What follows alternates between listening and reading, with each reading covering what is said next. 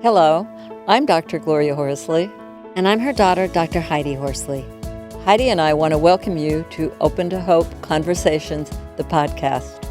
We believe that the greatest gift you can give yourself after a loss is hope, using this moment to connect with others who have not only survived but thrived. So let's get started.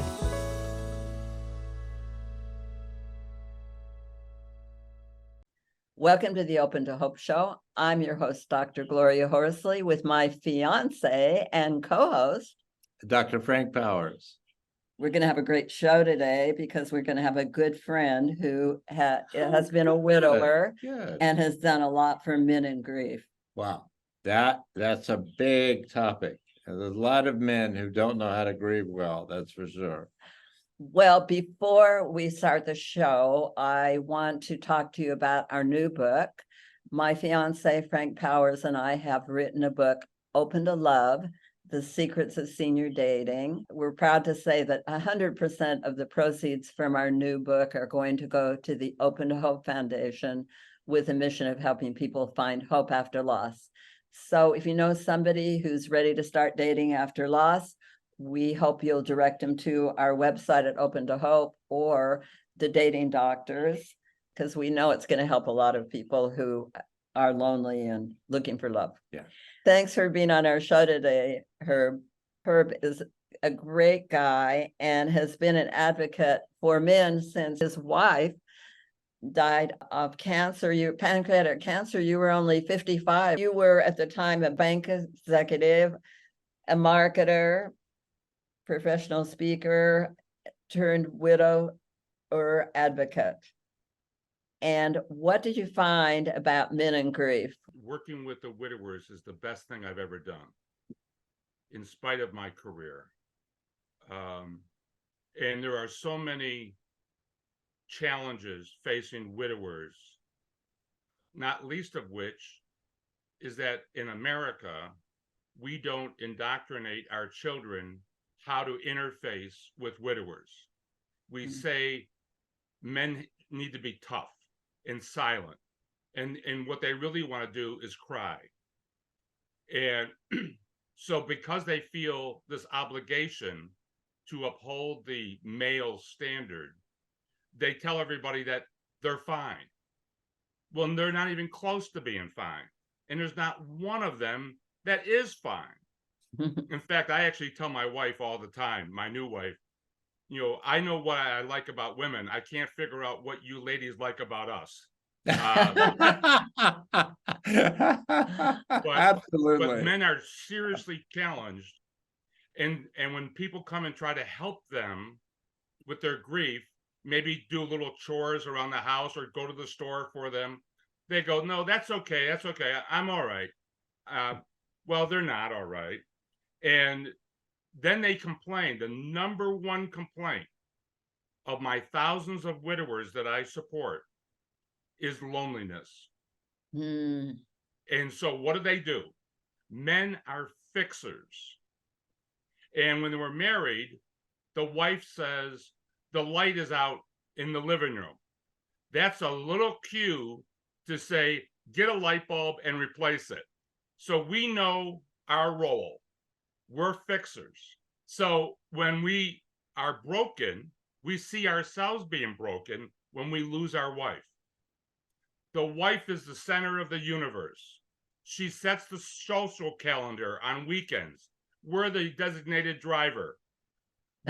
Men are not good at making new friends. Very few men have friends from their youth. Their social circle is either church or work or neighbors, maybe a golfing buddy, but they're not good at making new friends. So when men are fixers and they see themselves in need of repair, they go out and frequently, and I mean frequently, marry the first girl that they interface with. They don't know what they don't know about the lady. And it's impulsive. And over 50% of the widowed men who remarry get divorced. Well, I tell them all the time, when you lost your wife, everything that she possessed came to you, and it didn't cost you other than your medical bills. Have you priced a divorce lately? And I ask them that, and they don't. I ask the men all the time, what do you want in a woman? They never answer the question. They just assume that any woman is going to give them exactly what the wife gave them that they lost. And Right. Women are different, just like men. You cannot assume that they're going to be exactly like the person that you lost, but they do. They think it's going to be replacement of that person is absolutely mandatory. And so the first person who does something nice for me, I'm going to latch on. Most men get remarried within 2 years. Exactly. Wow. Where the ladies are several years longer. That puts pressure on women because some of the great guys are getting married right away and Before they're ready. Yeah, and they want to talk about their deceased wives constantly. Widows tell me that these guys want to talk about their wife who died. And so some of the great women that I know give up on these guys. And we do say in the book, don't count out early widowers as friends. Try to friend them in and try to work with them, because they're going to be a good relationship in the end. But they do maybe don't want to have you as the center of attention. Their wife's still the center of their life, even though they're dating. Yeah. And also influencing the world of widowers is the corporate world. The corporate world has failed the male employee. And I was part of that. I worked for a big bank, and people would be widowed, and I would send them to an EAP program, the Employee Assistance Program, where they would visit with a psychologist for 1 hour 3 times. And I would wash my hands of it. And I would hold that person accountable for their performance. And it would cost their job frequently. The corporate America does not have the sensitivity. Americans in general don't have the sensitivity. But yet we wonder why men commit suicide. We've had 7 men come forward in my group and admit that they had contemplated suicide until they ran into my services. Wow. So we're thrilled with that, of course, but the men just feel so helpless. They have no place to turn. So they close the drapes, they turn off all the lights, and they sit in the dark, and they cry is what they do. We know that loneliness is a huge issue that's being talked about right now nationally, about loneliness. And certainly there are going to be more people with the baby boomers coming up that are going to be widowed and widowers. And that's one of the things we talk about in our new book. Is the first chapter, we talk about you better know yourself and what you want if you are going to start contemplating dating again and looking at your past relationships, and really contemplate things before you think of moving into a relationship. You're providing a real needed service. So your Widower Support Network, WSN, it's worldwide now. And you're doing podcasts. Oh yeah, we're in 42 countries. Fantastic. It's really my podcast has followers in 44 countries. So we're moving along, and it's all word of mouth. I don't do any advertising. I get a lot of referrals from my members who learn of another lady passing. And surprisingly, about 30% of my members have young children. And I think that's attributed to the older generation, my generation. I'm 73. Some of us are not computer savvy, so we can't find my service. So there's more likely that the younger people will find my service, and Right. they have children. I had a podcast where I had 4 widowers one in Australia, one in Scotland, one in England, and one in India. The topic was, what are the cultural differences between your country and the US and how we treat widowers? And the US pales by comparison. Yes. We're terrible at it.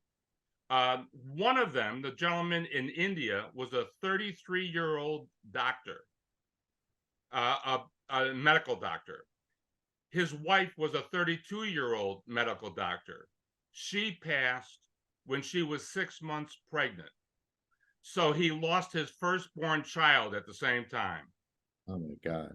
Just unbelievable stories of suicide and car accidents. And, you can just imagine. I want to also mention another observation of mine, and that is the second most biggest complaint among my audience, and that is abandonment. And they use that term. They have friends that no longer call on them. Yeah. They don't know, and because they are not good at making new friends, then they're isolated. They're on an island. Yeah, the widowers I speak to feel the same way. They aren't invited out to couples things anymore. Their whole network. I myself have people that don't speak to me anymore and that I'm not involved with anymore after my husband died. So it's just the same kind of thing for widowers, and their kids all think that they're really happy because you're happy when you're with your kids. And when you go somewhere for a holiday, Now you're alone. So the family sometimes doesn't realize that that things aren't great. Yeah. Because if you're down when you're with them, they won't invite you. So, that's when you're happy. Do you find in your work that sometimes friends, male friends, don't know how to respond to someone who has a loss? So they pull away out of their own fear of saying something wrong or not knowing what to say. And so therefore it's double. Both people feel like, oh my gosh, I don't know what to do. And so they do nothing and then they drift away. Right. They're afraid because they're not indoctrinated. They don't know what to do and they're afraid of doing something bad and not being helpful. And the worst thing you can do is withdraw from your friend when they have a loss. But people tend to do that, unfortunately, especially men. Well, I tell my newer members, and get off the couch. Good, Get off good. the couch. Great Stop feeling advice. sorry for yourself. And Yes. by the way, you're not the only one that's grieving the loss of your wife. She had family. She may have children. She had fellow colleagues. She had friends. You're not the only one who's suffering. It may be hard for you, but it's hard for others too. I personally lost a brother-in-law in November. I lost a sister in May. I lost my favorite nephew in January. Oh, that's a lot. My family, I have a large family, but we have lost about 6 nieces and nephews. Wow. To different things. I mean, just strange. So it's not just the husband who's grieving, and stop feeling sorry for yourself. Get in the game, because it's going to take effort to recover from grief. Yes. I love it. Get in the game. Yeah. Yeah. Yeah. Don't just be a bystander in the bleachers. That's exactly. right. It's not going to Don't happen. abandon, and don't let other people abandon you. But use good judgment. Yeah. Well, Herb, thank you so much for all the work you do. Well, Tell thank you. people how they find you. Hopefully we hear from some of your followers and they discover my services, which, by the way, are free. Right. Everything I do is free. Absolutely. Yes. God bless you. Yes. It's your passion and your mission. I call it our passion projects. Go to the Widowers Support Network. WSN. And you also have a book that you wrote, The Widower's Journey, Rebuild Their Lives After Their Loss. Yeah, the podcast is Widower's Journey Podcast. And I think I mentioned to you, we were recently rated #1 for widows and widowers. Awesome. And for people who want the best thing that I do, although is probably the podcast, but the very popular thing that I offer is a Facebook page that's exclusively for men. No women allowed. Even the editors, even those who write for me. I have to You leave- women know how to give support. We have to learn how to do it as men. So that Facebook page, because I have two, that Facebook page is Widowers Support Network -members only. Good. Great. And then the public one for ladies and gentlemen is just Widowers Support Network. Well, I want to thank everybody for joining us on this show today. And Frank and I know Herb, want to say to you that we're here for you, and that if you've lost hope, please lean on ours until you find your own. And God bless.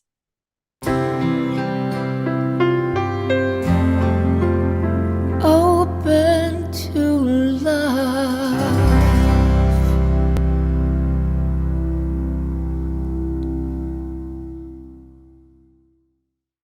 I'm Dr. Heidi Horsley. You have been listening to Open to Hope, the podcast. You can follow Open to Hope on Facebook, Instagram, and Twitter. To learn more, visit us at opentohope.com and go to Apple Podcasts to subscribe. I'm Dr. Gloria Horsley.